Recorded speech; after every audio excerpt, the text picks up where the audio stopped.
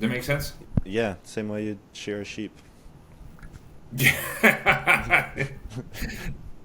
Exactly. Just like a sheep. Yeah. So yeah, but okay.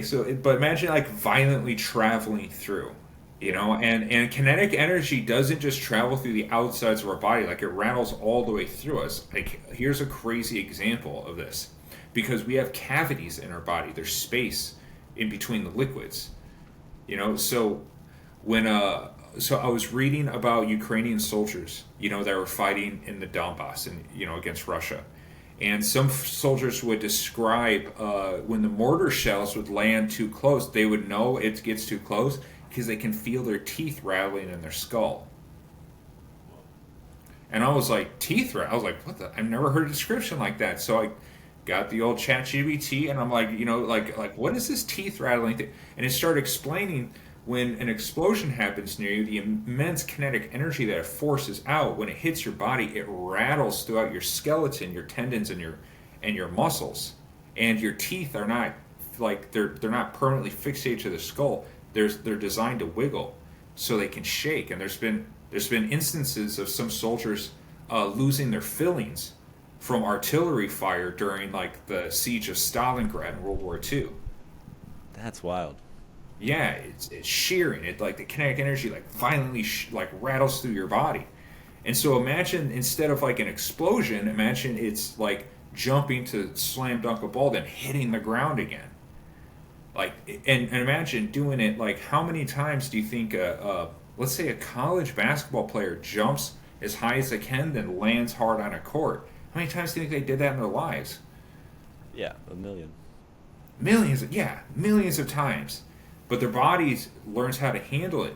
Now, going back to this image, is that when you have a body that has these different compensators, and a training program is designed to mitigate these weaknesses as much as possible to avoid what I'm talking about, to avoid overloading certain muscle patterns or muscle sequences or whatever you want to call it, because when they overload, it can break something down somewhere else in the body, or the biomechanics might not be optimal. Maybe the knee kind of caves in a little bit. Maybe if you land on the outside of your foot too much, not you don't have enough big toe pressure, and so that can create imperfections in your biomechanics. These compensation points, muscle weaknesses, whatever you got, and those can they'll leak power, and it'll over shear on one angle of a joint more than the other.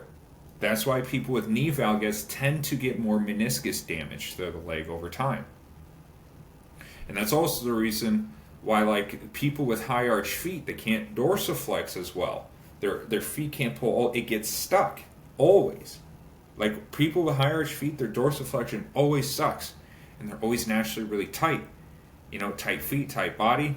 The fascia from the feet kind of determine the genetic makeup going up. And so what also happens? Oh, I lost my track of thought. I was going somewhere with this.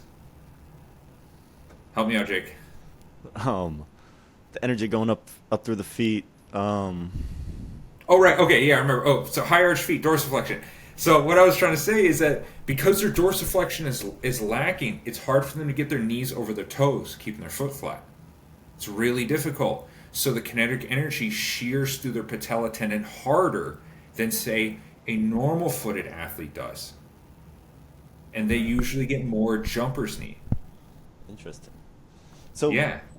so my understanding of fascia is that depending on the health of it, um, the consistency of it changes. So, unhealthy fascia would be super stiff, like scar tissue, um, whereas healthy fascia is elastic, like a rubber band. So with this shearing, the more elastic one's fascia is, I would imagine, the better their body can withstand force and resist the breakdown in the shear. Is that correct?